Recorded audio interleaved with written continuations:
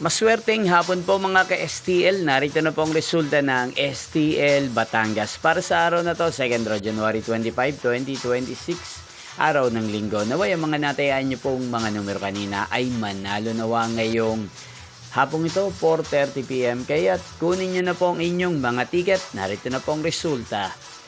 Ang mga numerong nanalo sa STL Batangas ngayong hapong ito, January 25, 2026. 4:30 PM, second draw result 5 at 23.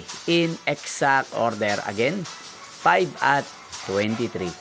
At ngayong hapong ito sa STL Batangas, atin pong i-shoutout si Ate Mayra ng Batangas na nanonood po sa channel na to. Shoutout po sa inyo, Ate Mayra.